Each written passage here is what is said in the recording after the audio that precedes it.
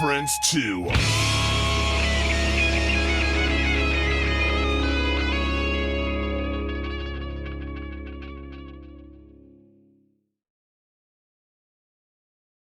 Togetherness. I love it. Oh shit! Sorry. There we go. All right. Sorry, that was as I was trying to say earlier. Is that too loud now? Am I coming in too hot? No, it sounds great. Are Perfect. You blowing in his ear? Hey. if I have to. So what's going on, guys? Just kind of want to introduce ourselves. My name is Randy. I'm in Oklahoma City. Hey, Randy. Hello, sir. And I am John. I'm in Topeka, Kansas. John, what's up, man? I'm Tommy. I'm Maddie. And we are in Los Angeles, California. Born and raised. We're not transplants though. We didn't move it. We didn't move here. We got dumped out here. It's like, yeah, moved here to follow my dreams. I failed, so I'm gonna dump you out here. So I'm just gonna stay. Yeah. We're just staying. Why not? I'd start with a compliment to you guys, and the sample that Randy played of a song that we're going to play a little bit of here in a little shortly. Your vocals are absolutely soothing. I love it. Oh, thank you so much, man. Thank you. I hope that translates. That's why he's whispering in your ear. I get it. Yeah. Yeah. So tell us about the butter girl. Tell us about the band. I mean, it's kind of a different setup. You've had multiple band members and that type of thing, but you've decided to just go with two. How did you guys come to that decision? I think it was the last guitarist that we had a falling out with, and that was the last guitarist in a long line of guitarists where it would just kind of I don't really like guitar solos a whole lot, and I think that pissed some people off. And yeah. Also, if if we're at a party and you pull out a guitar and start singing, campfire, Wicked Game by Chris Isaac to try to like kiss girls, it's like, dude, we're adults. Let's be grown-ups here. It's the beginning of the end of the party. Yeah, exactly. It's like nobody wants that, man. It's a weird vibe. So we that happened last year, and I want to say March, April. Mm-hmm. I think so, yeah. And yeah, it just kind of we auditioned a couple guitarists, and it just wasn't really clicking. And there's a couple bands that I love that are just bass and drums, and they do some really inventive. Actually, I was gonna say Royal Blood. I'm wearing one of the bands, Royal Blood. I'm wearing their shirt right now. Right on. Death from Above is another one. White Stripes did a lot of cool stuff, kind of on the opposite end with guitar pretending to be bass as opposed to bass pretending to be guitar. But there are a lot of bands that have done it really well. And honestly, man, we kind of, we were at my house and kind of trying to put the pieces back together, and it's always kind of like a breakup when you have a falling out with a band member. Exactly. It doesn't really matter the circumstances. It's like it shakes up your routine. And so we kind of retreated back to my house with my cats and some whiskey and a lot of pedals. And I had Okay. I'm a gear nerd, man. I literally, if I could show you just off camera, I have my old dresser, and it's like 6 large dresser drawers, about 5 feet tall, and it's full of pedals and it's full of No gear. way. I collect it. I collect pedals, I collect gear, and I always try to find ways. I found myself so cluttered a few years back with just like so much stuff that I ordered over COVID lockdown, that I was like, dude, I have to find ways to actually like use this or get rid of it, because at this point this is like this is a disorder kind of verging on that, if I'm not using it. So honestly, dude, I have a guitar amp, I had my bass amp, I had the pedals. There are a couple pedals that I had to figure out how to fill in, certain things in that signal chain, because it's kind of a complex signal chain with things like running to and from each other. And it's a lot of tap dancing, honestly, and it really is. It's like the foot choreography is so important. We just like went underground for like 3 months and redid all of our songs that we do live to be able to be played by just 2 guys. We tried doing backing tracks for a couple shows, and it was just such an unmitigated disaster that I think both shows that we tried, it was our first 2 shows as a 2-piece that we tried to do backing tracks, and they fucked up. I don't know. I'm sorry. I don't know if I can No, swear. you're good. Yeah, Okay. cuss as much as you want to. Awesome. Cool. They fucked up like catastrophically both times, and both of us have run tracks with multiple bands. So we were like, yeah, we know how to do this, and we tried doing it. We were like, I don't know what just happened, man, but we're Fuck not this. Yeah, exactly. Fuck this. Like, if we can't depend on it, then we can't depend on it. It's like once bitten, twice shy. And Exactly. the third time, if we try it again, I'm like, dude, listen, we can do this, just the 2 of us. And turns out we can. So, that's really cool. And the way you said it, it's a whole bunch of tap dancing. I could just picture you with all those damn pedals doing that too. It really is, man. That's a large part of it. We have choreographed so many parts, not just the songs and the parts and the kind of the re-instrumentation, but again, it's like, hey, how are we going to give these songs the dynamics that they need and the dynamics that they deserve, and be able to, because obviously we're not going to be able to play what's on the record. It's going to be like fundamentally kind of inherently different. But if we lean into that, there's a beauty in that, because it's like, hey, on the record you can hear the songs this one way, and then live you can hear the songs with a I'm not completely different, but it's a significantly different energy to some of the songs, significantly different vibe to a lot of the songs, while still retaining like fundamentally what those songs are about.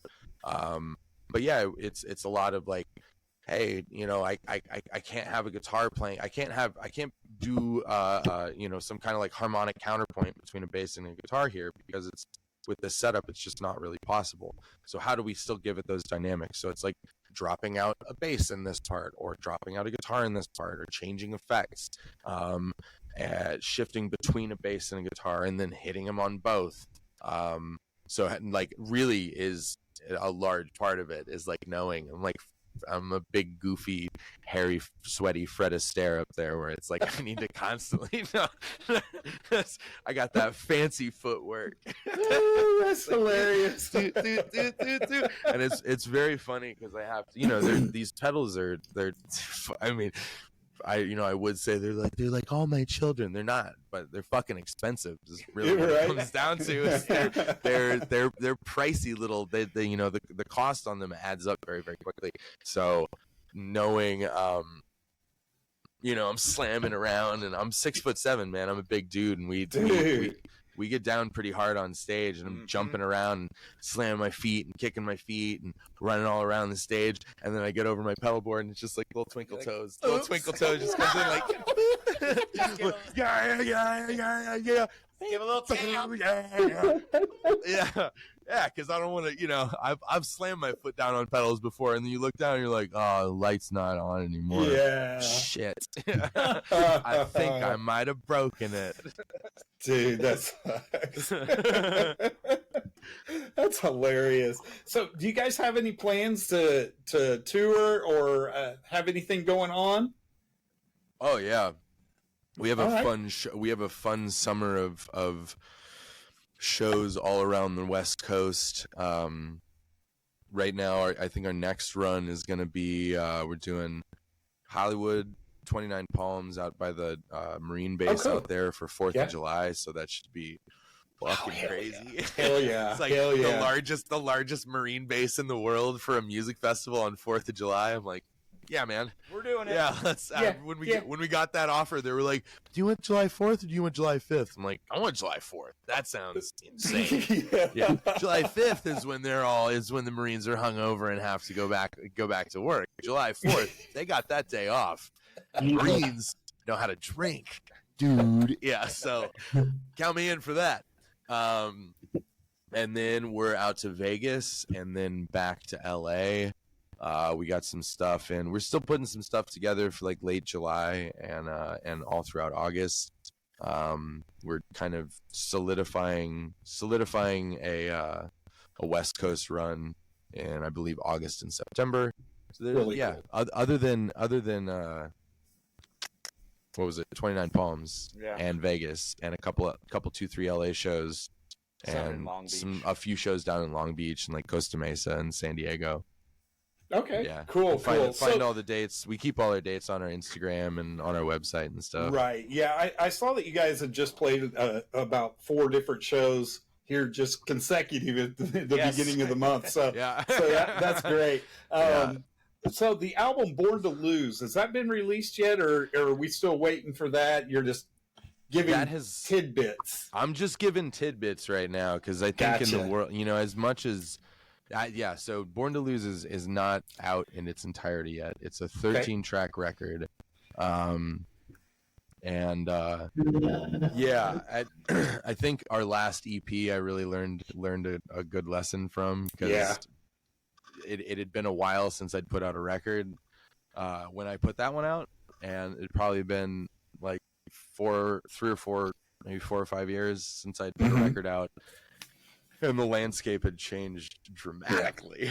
Exactly. Dramatically. It sure has. Dude, I put that EP out on the day, just like impulsively dropped that EP on the day that we had our first show, and like just started a social media presence and I was not playing into the, for better or for worse, the landscape that we're in now, which is like, if you don't have an existing social media presence and you release a song, you better have a lot of money to promote that song. Yeah.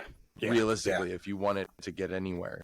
I still have songs on that EP that are like not even haven't even charted on Spotify, and people will find them like years later and go like, dude, this song's amazing, like why does it only have like 900 plays? I'm like, I don't fucking know, man, because I was 6 years old too. Exactly, man. And it's like, but it's like at that point, in that the way that algorithmically that everything works is like, it's the algorithm's a tweaker. The algorithm is like crackhead thinking, and it totally agree. And it fundamentally creates that same level of super short-term thinking with no regard for long-term consequence in its user base.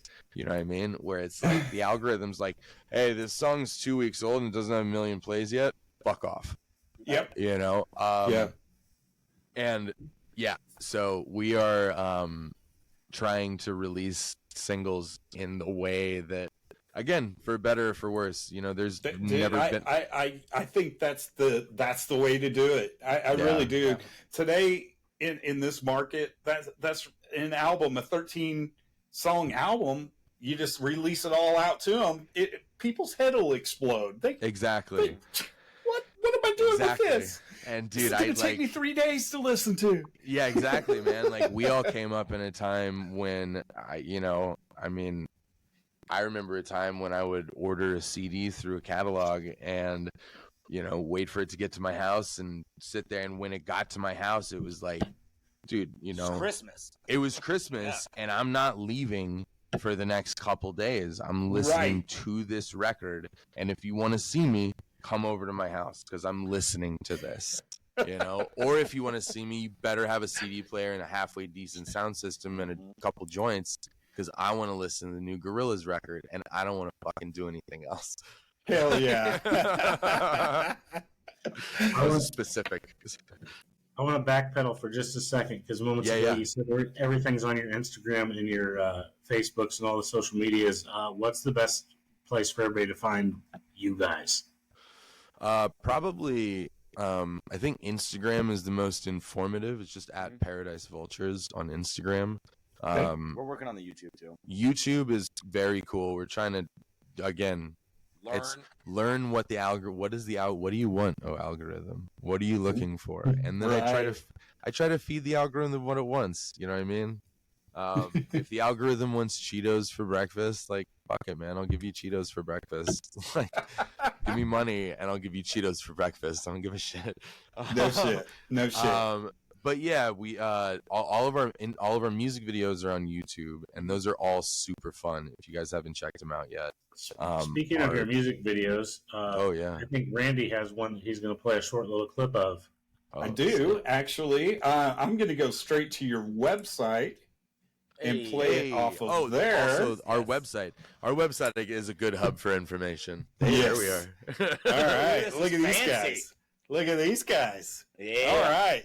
So we're going to play a little bit of Catacombs. So here we are.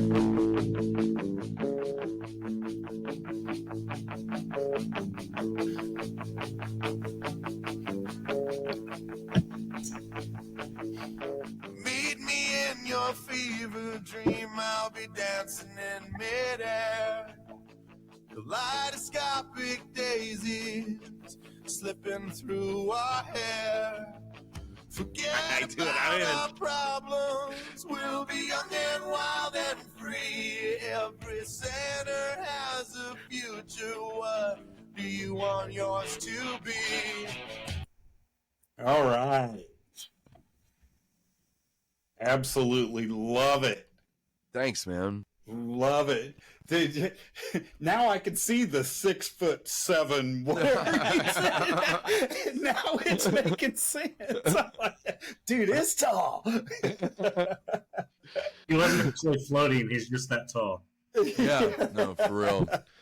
No, that was me exhibiting my incredibly strong triceps. And triceps. I just did a dip on two of the church pews. I just did a dip on them. Like, hold it. Oh, so cool. I was really intrigued with you guys just being a two-piece band, and I'm just like, it used to be one thing to have a three-piece, and it was like a rarity, and then three pieces started happening. Now we're into two pieces, and we actually know a couple of a two piece. They're in LA, aren't they? Crash Karma. Have you ever heard of them? No. Really cool. They might be in Europe right now. Oh, they may be in Europe. He's made this like Frankenstein guitar where he can play leads on it and bass on it. Oh, and it's got two jacks plugged into it, so he plays bass up here, and he plays it.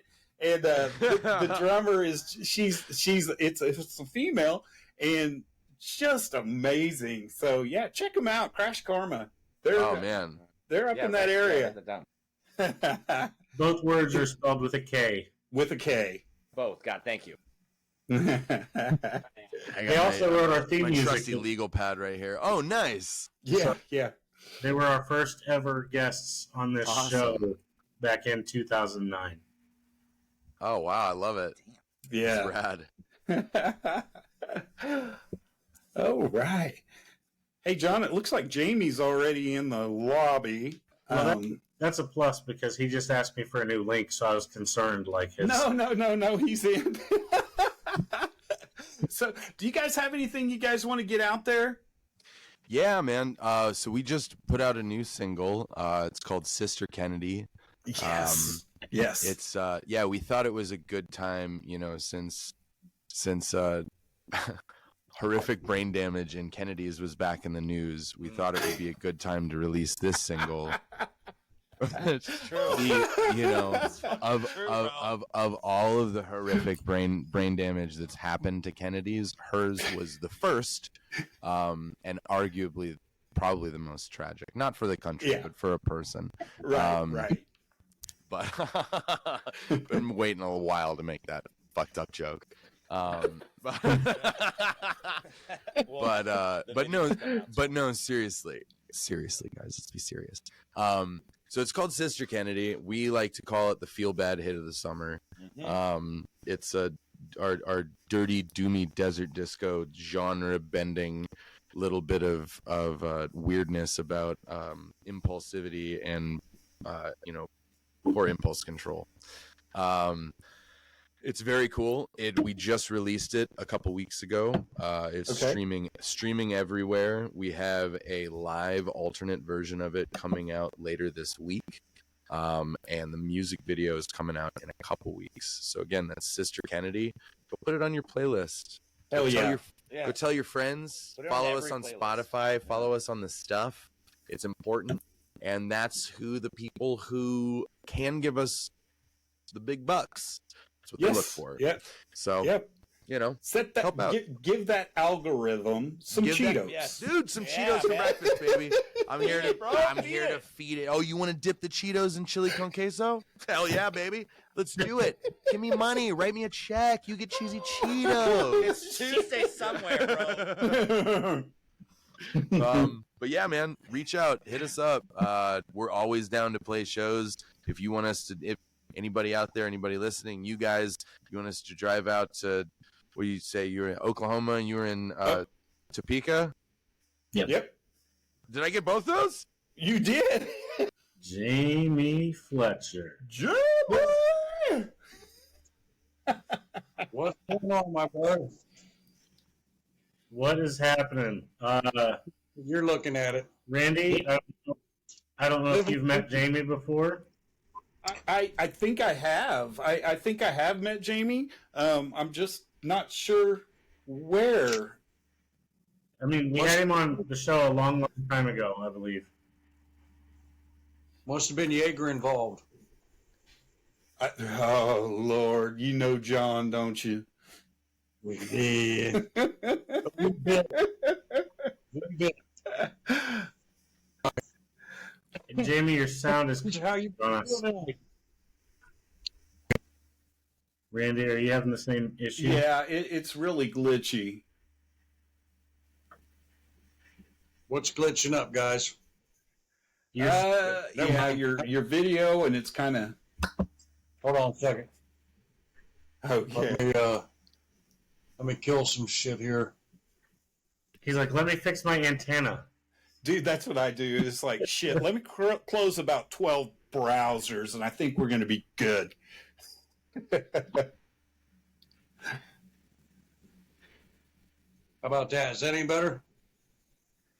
We can hear you much better. Yeah, I can hear her a lot better. Well, we have had some technical issues tonight. Apparently, at the last minute, it decided to say "fuck you" to Facebook. Then it said "fuck you" to YouTube, and so. But we are recording, and we're going to have this all rolled up into a nice little package, and we'll be able to share it, and it'll be on YouTube, Spotify, and all that good stuff. So rest assured, we are still videoing, and even though it's not going out live, which like we wanted. And I've got to tell you, man, your fan base has been insane today, dude. Max Headroom.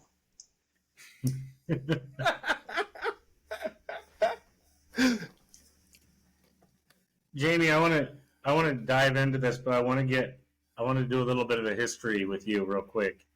Because the first time I met you, I believe you were singing with Brittany Fox.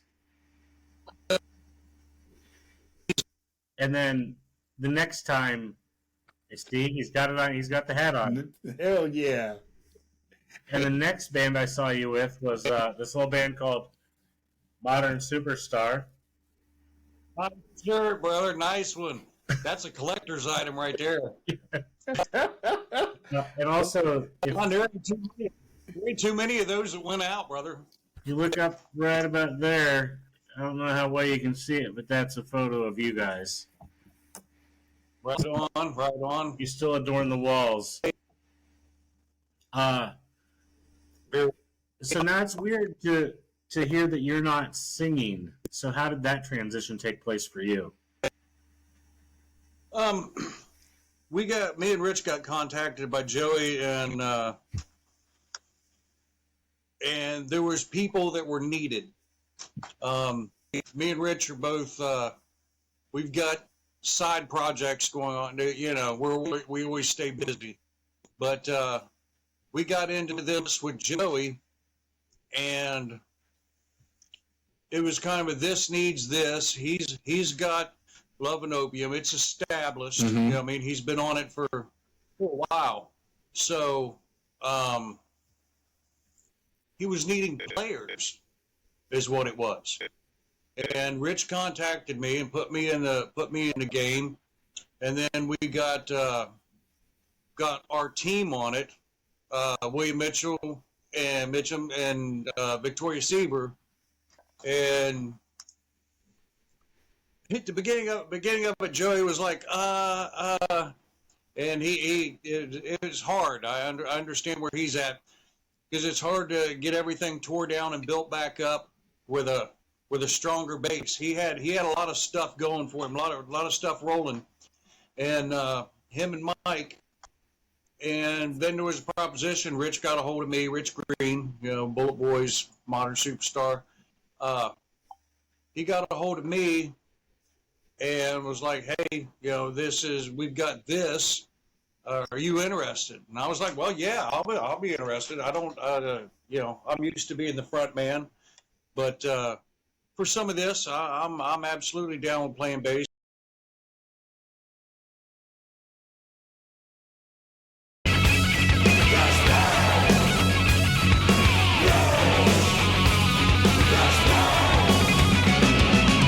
We bang your ugly friends too.